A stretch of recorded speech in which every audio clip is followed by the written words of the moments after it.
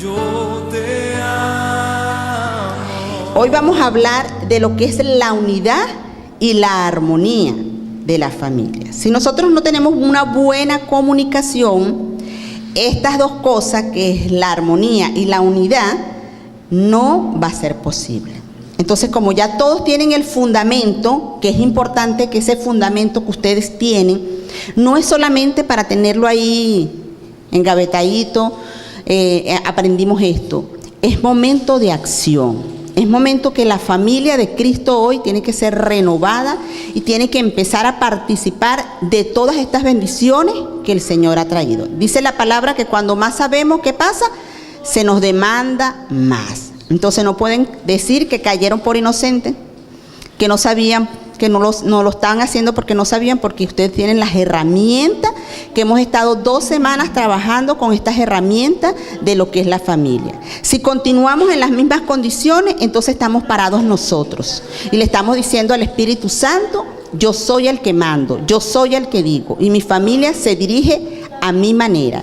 Entonces no estamos llevando nuestra familia ¿a qué? Al diseño divino que es del Padre, porque eso lo hemos hablado. Entonces vamos a continuar hoy hablando un poco de lo que es la unidad familiar. Y yo quiero que vayamos a Génesis 2, 23, 24. Dice: y dijo Adán: esto es ahora hueso de mis huesos y carne de mi carne. Esta será llamada como varona, porque del varón fue tomada. Por tanto, dejará el hombre a su padre y a su madre, y se unirá a su mujer, y serán ¿qué? Una sola carne. Y estarán desnudos, y estaban desnudos Adán y su mujer, y no se avergonzaban. Vamos a irlo descifrando cada uno de estos. Primero él dice que somos huesos de sus huesos, carne de su carne. Allí comenzamos con esa palabra de unidad. Ya venimos, ¿verdad?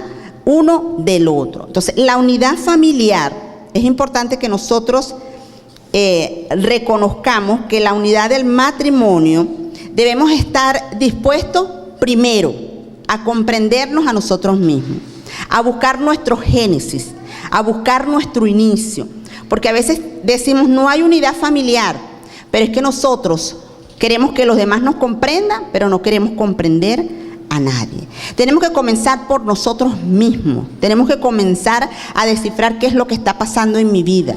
¿Por qué no permito esa unidad? Porque esa unidad no se ve allí. Entonces, descifro primero en qué condiciones estoy yo, no en qué condiciones está el otro.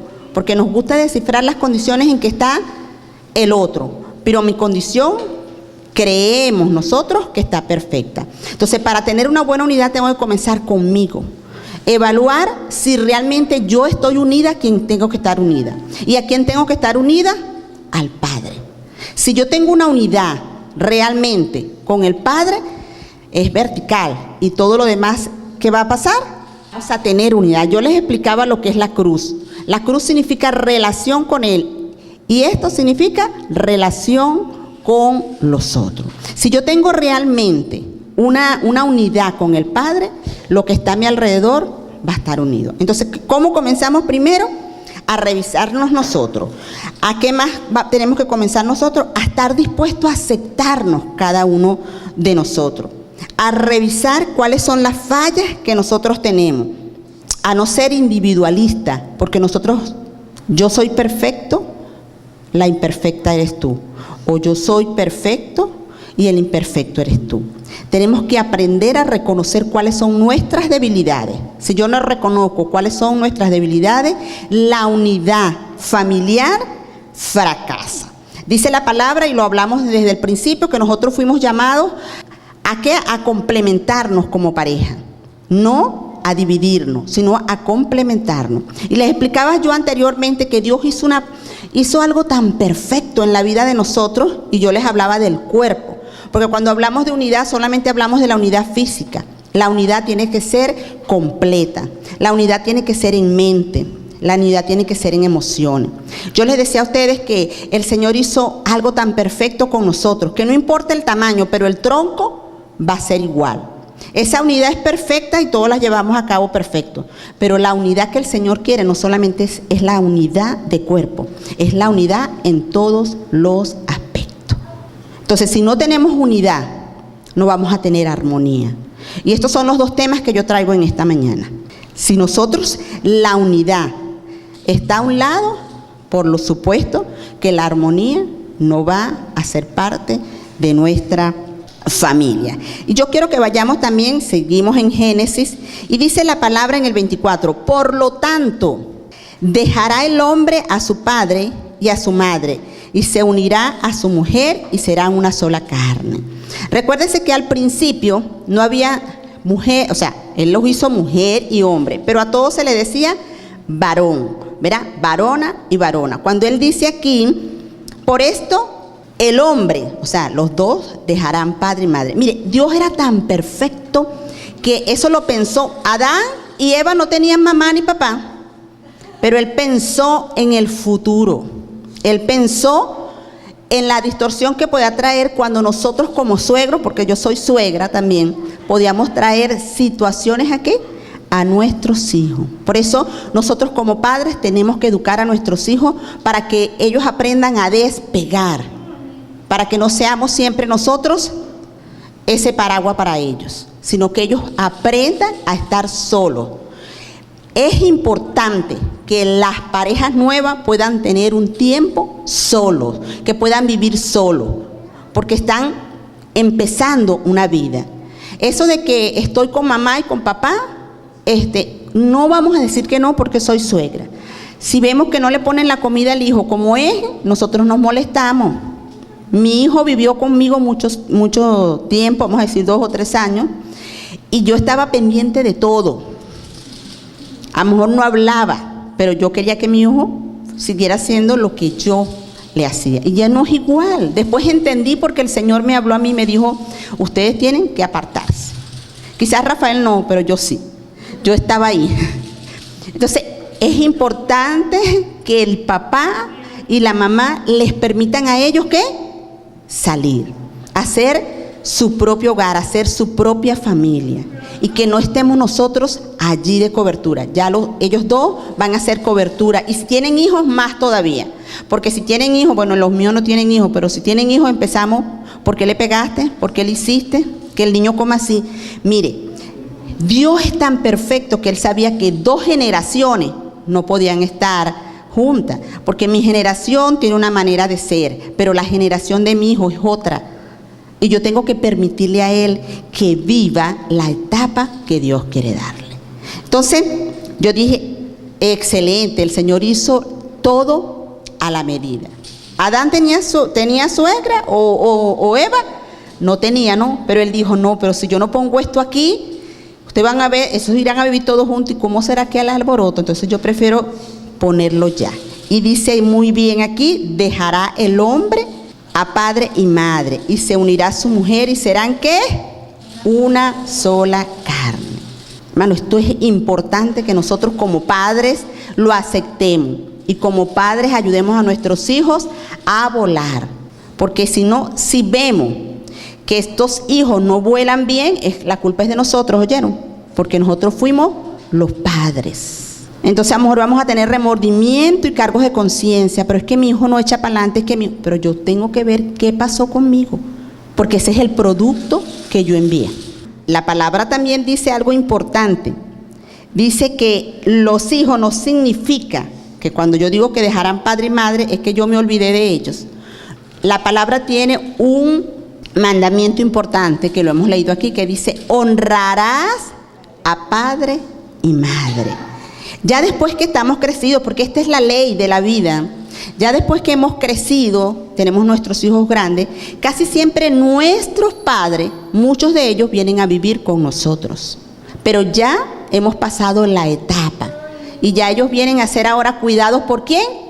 Por nosotros, por los nietos.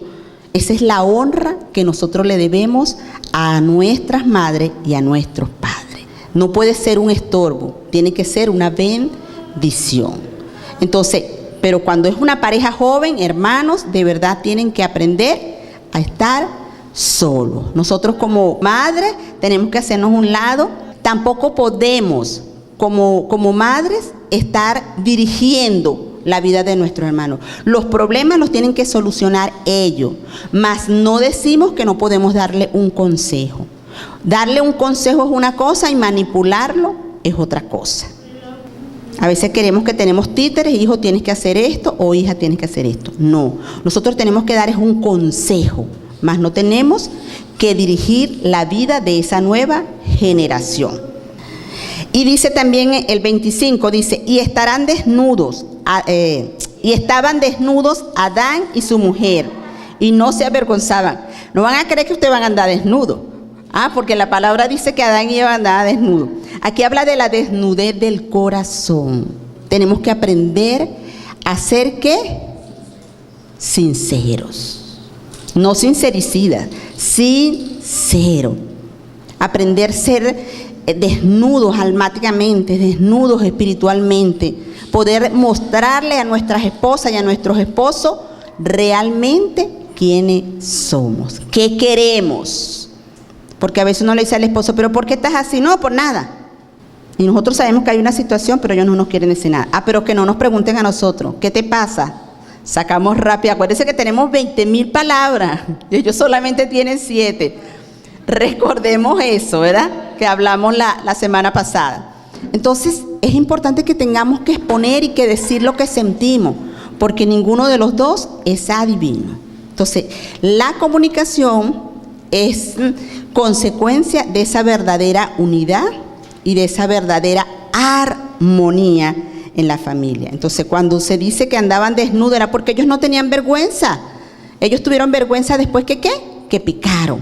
Pero antes de pecar, así como los puso Dios allí, era para que ellos aprendieran a vivir en armonía, en unidad y pudieran tener una buena comunicación. 3 cosas que es importante en el hogar: la comunicación, mantener la unidad familiar y mantener ¿qué?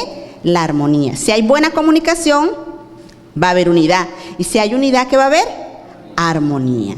3 claves en nuestras vidas, en nuestros matrimonios. Si no está pasando en su vida, ya desde hoy comience, ¿verdad?, a tomar estas herramientas para hacerlo posible.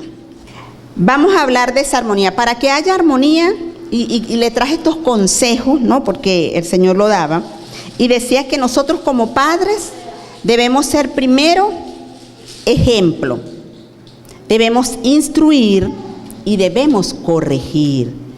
Mire, hermano, Proverbios es excelente cuando él habla de la disciplina. Pero hay algo que yo no había visto. Usted sabe que el Proverbios habla mucho, y sobre todo David y Salomón hablan mucho de la vara, ¿verdad? Entonces, cuando nosotros vamos a Proverbios y habla de la vara, creemos que es un látigo que tenemos que tener en la mano para pegarle a ese muchacho. La corrección física a veces es importante, pero conseguí 3 cosas que el Señor me revelaba y yo me quedé impactada, porque yo dije, wow, siempre hemos visto la vara desde otro punto de vista. Pero cuando empecé a leer a David, empecé a leer varias cosas de Salomón, me di cuenta de algo. Y habla esto, ¿verdad? Y dice que primero como padres debemos dar ¿qué? Ejemplo. Si yo grito, mis hijos van a gritar. Si yo maltrato, ya sea el esposo a la esposa o a cualquiera de los dos, ¿qué van a hacer los hijos? Van a maltratar. Y lo peor es que van a llevar eso ¿dónde? A sus próximos hogares. Entonces yo tengo que ser ejemplo. Tiene que haber congruencia con lo que digo y con lo que hago. Si hablo de amor, mi casa tiene que haber amor. Si hablo de disciplina, tengo que comenzar disciplinándome. ¿Quién? Yo como padre, porque yo soy el ejemplo. ¿Y sabe cuál es el mejor ejemplo? Cuando yo me someto como padre y como madre, ¿a quién? A la autoridad divina. Cuando ellos ven que nosotros nos sometemos al Padre Celestial, la sumisión de nuestros hijos va a venir. Pero mientras tanto, si yo no me someto al Padre, sino que soy yo parado, mis hijas también o mis hijos van a estar parados. Entonces tenemos que tener cuidado. Primero tenemos que ser humildes y tenemos que tener sometimiento. Y el sometimiento que tienen que ver nuestros hijos es que yo me someto al Padre Celestial. ¿Y cómo es eso que yo me someto al Padre Celestial? El Padre Celestial dice que yo no tengo que tener, vámonos al fruto del Espíritu. ¿Cuáles son los frutos de la carne y cuáles son los frutos del Espíritu? Si yo estoy viviendo en los frutos de la carne, yo no me estoy sometiendo al Padre Celestial. Les hablaba yo que hay dos principios bíblicos, que es la obediencia, que significa que estoy alineado con el Padre, y la rebeldía, estoy alineado ¿con quién? Con Satanás.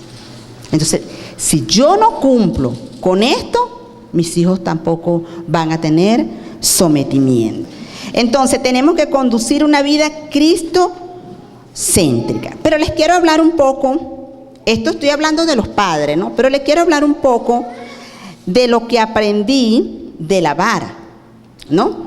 Dice la palabra, y revisando varios textos, que la vara, ¿para qué se utilizaba la vara en aquel entonces? Era un instrumento que se valía el pastor de ovejas, ¿para qué? Para cuidarlas. Primero, para cuidarlas. ¿Para cuidarlas de quién? De los leones, de los osos. Entonces, si nosotros nos mandan a tener la vara para nuestros hijos, ¿de quién tenemos que cuidarlos nosotros? Del enemigo. Tenemos que cuidarlo del amigo que no está haciéndolo bien. Tenemos que cuidarlo ¿de quién? De lo que está a su alrededor. Esa es lo primero que habla de la vara. Segundo, dice que cuando iban a guardar las ovejas, ¿qué utilizaban? La vara. Y las llevaban en orden. Entonces, ¿cuál es la otra disciplina? Poner el orden y dirigir a mi familia hacia donde debe estar. Esa es la segunda clave de la vara. La tercera clave de la vara se usa, y lo habla como un bastón, para las personas que tienen mucha edad, que no pueden caminar. ¿Para qué? Para que se sostengan. Entonces, ¿quiénes somos nosotros? Los sostenedores de nuestros hijos, para que puedan avanzar, para que puedan caminar conforme a la obediencia de Dios. Ve que no solamente es palo, lo que dice la vara. Y por último, dice que se usaba para referirse a una arma de defensa y para castigar a las ovejas que no entraban, ¿dónde? En el redil. Entonces, no significa que no tenemos a veces que levantar esa varita, pero no solo es la connotación de darles físicamente, porque no es maltrato. El Señor nos llama a nosotros es amar a nuestros hijos, a dirigirlos hacia donde estén. Entonces, cuando buscamos todas las características que habla Salomón o que habla David de la vara, nos damos cuenta que no solamente es látigo. Y muchas veces no necesitamos la vara física. Con 4 gritos que yo le eche a mi hijo, yo lo estoy maltratando. Yo los estoy dañando. ¿Ok? Entonces es importante que primero, como esposo, no saquemos esa arma tampoco de gritarnos, porque estamos dañando nuestra familia. Entonces el castigo es importante. Vámonos a Proverbios. En Proverbios 13:24 dice: el que detiene el castigo aborrece a su hijo, mas el que lo ama corrige desde temprano. O sea, que la corrección es importante. No debemos detener, ni como se los decía la semana pasada, mamá no debe decirle al papá no lo hagas, ni papá no debe decirle a la mamá que no lo haga.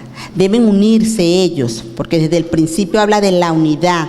Son una sola carne, deben tener un solo pensamiento, deben tener una sola dirección. Si nosotros somos así, nosotros estamos corrigiendo y de verdad estamos, como dice aquí, no estamos deteniendo el castigo. Porque si lo hacemos, aborrecemos a nuestro hijo. no lo amamos. Amar no significa que demos todo, que le permitamos que hagan todo. Eso no es amar a nuestros hijos. Amar a nuestros hijos es saber llevarlos por el lugar donde ellos deben estar. Bueno, y ya teniendo todas estas herramientas, ahora vamos a entrar en un tema crucial. El Señor me decía, tienes que comenzar de lo que es la familia, de lo que es el matrimonio, para que puedas llegar a lo que nosotros llamamos el noviazgo. Entonces vamos a terminar esta enseñanza hablando del noviazgo, porque ya tienen todas las herramientas, ¿verdad? El que se case aquí y haga lo contrario, no vino a esta enseñanza. Y yo tengo las caras bien claras, yo sé quiénes vinieron, ¿ok? Así que no me pueden decir después que no vinieron. Entonces, la palabra no habla en ninguna parte de noviazgo. Si ustedes consiguen, ustedes me lo hacen saber. Pero la palabra no habla en ninguna parte de noviazgo. En noviazgo, yo creo que por las culturas, ¿verdad?, fue que se hizo esa palabra noviazgo. Pero no hay noviazgo. Se dice que lo que hay es una preparación nupcial. ¿Una preparación para qué? Para la boda. Una preparación para el matrimonio.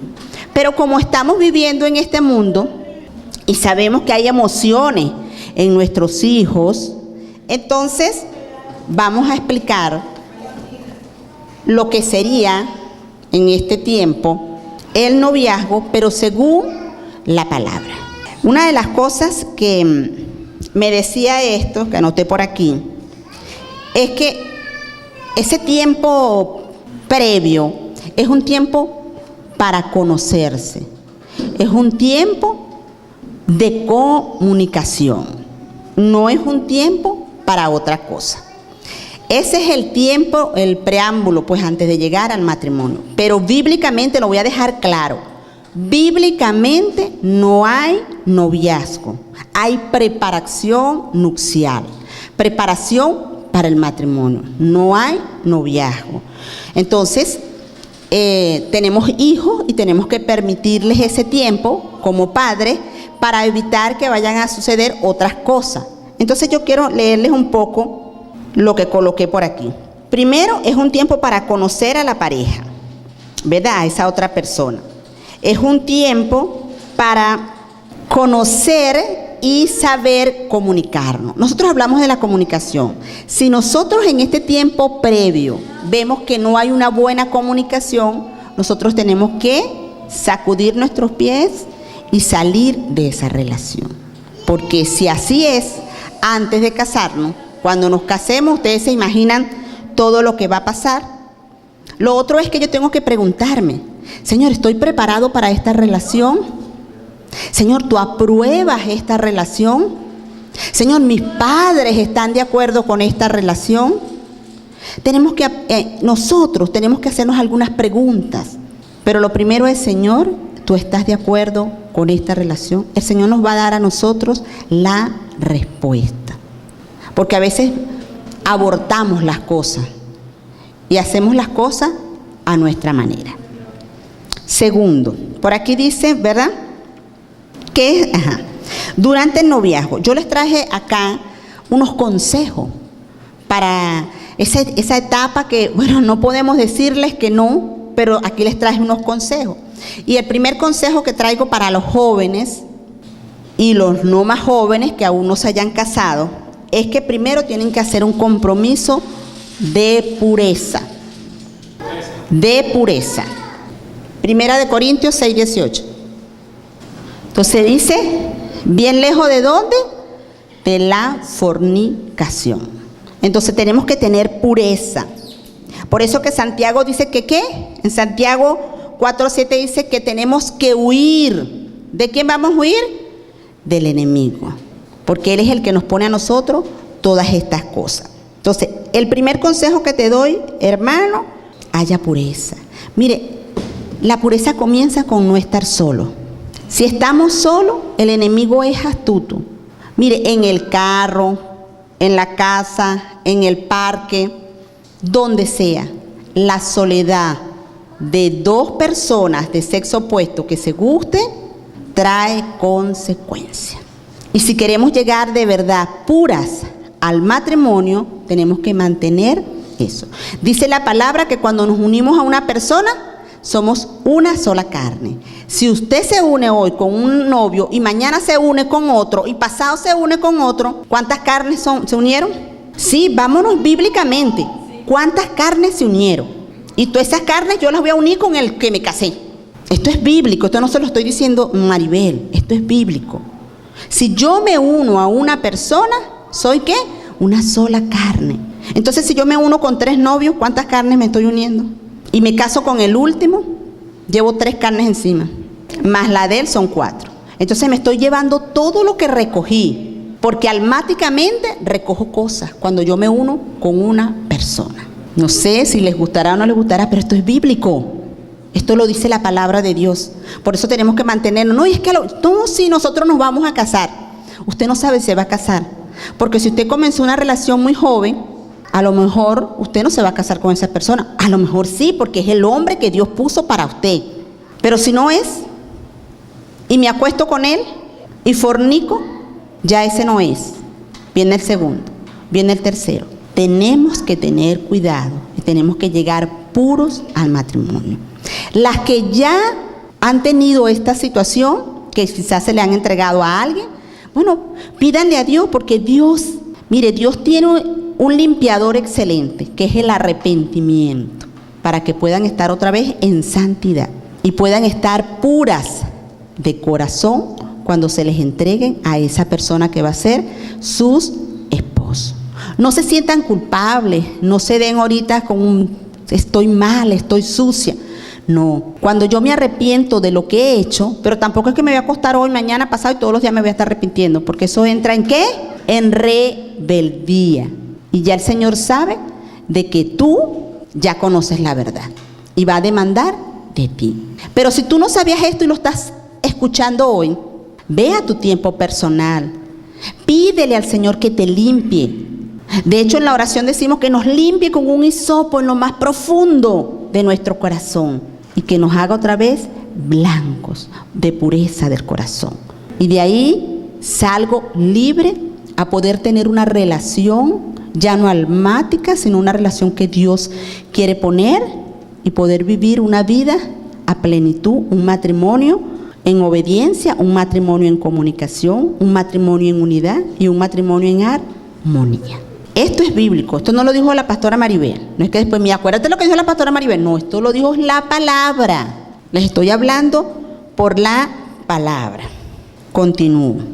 Dice que debemos evitar avanzar muy rápido. Ahorita se conocen, hoy y ya dentro de una semana vamos a darte una prueba de amor.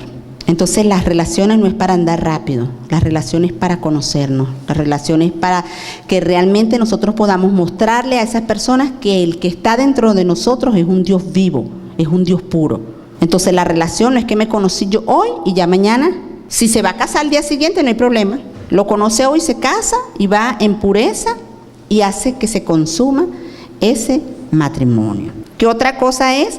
Que tienen que aprender a cultivar una vida espiritual. Si están dentro de las cosas del Señor, deben cultivar una vida espiritual. ¿Cómo? Juntos. Por eso que se habla de yugos desiguales. Mire, pero el yugo desigual no solamente es el yugo que tenemos allá afuera.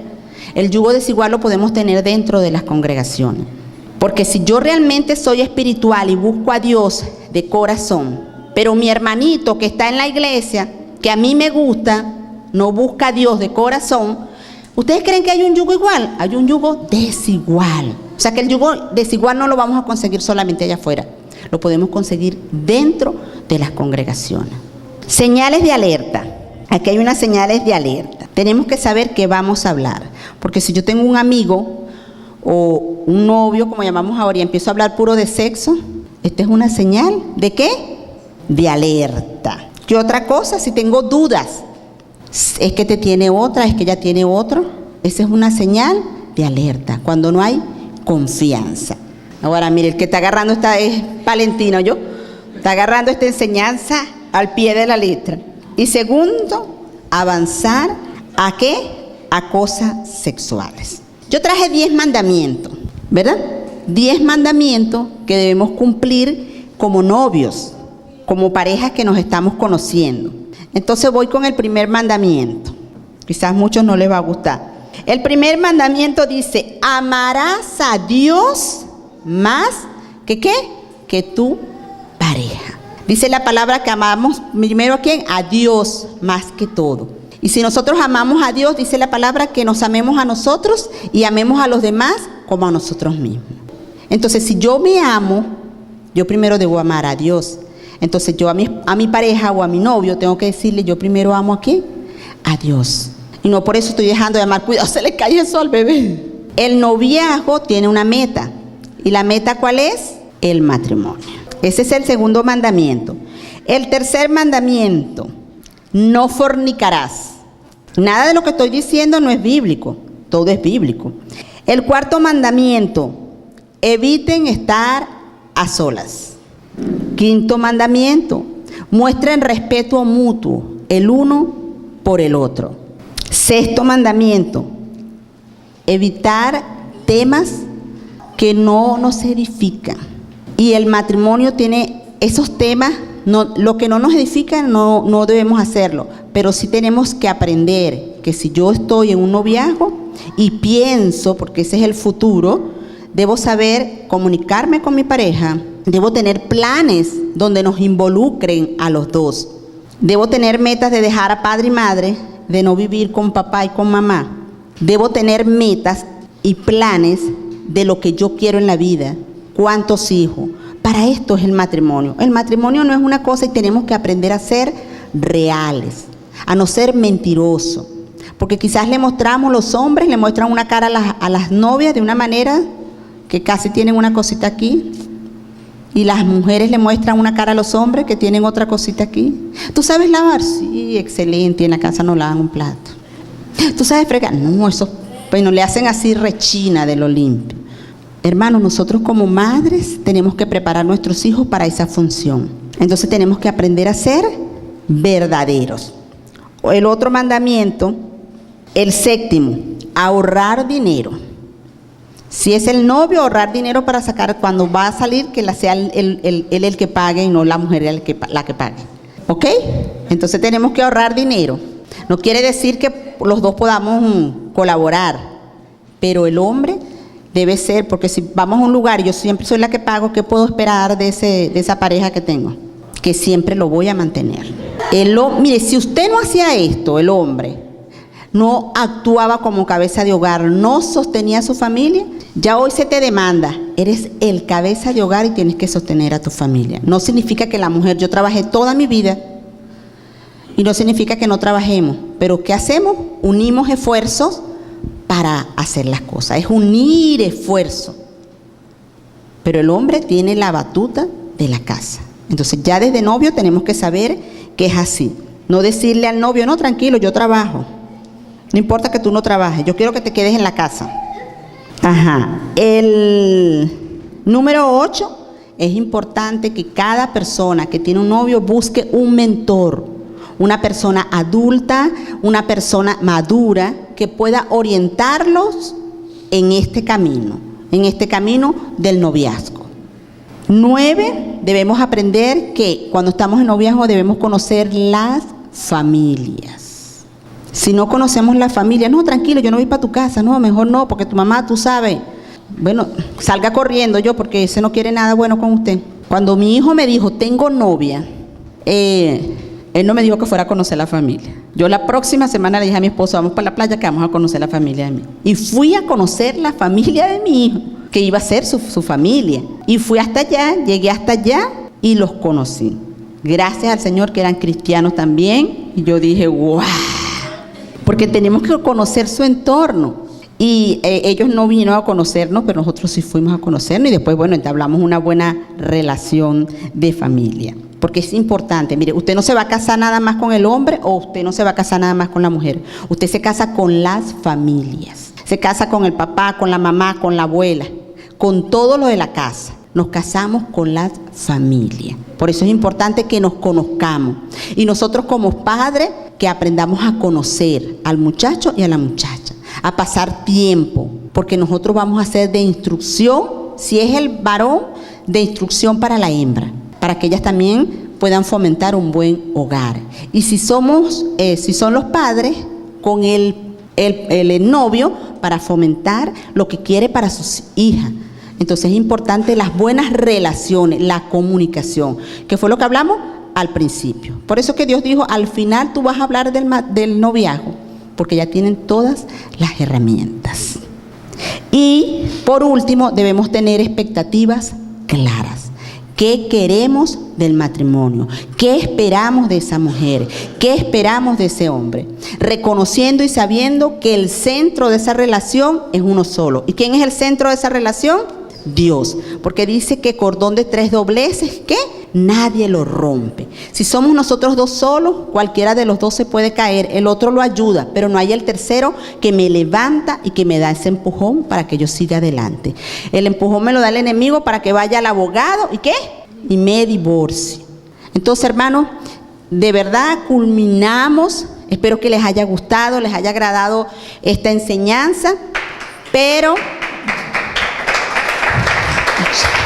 yo creo que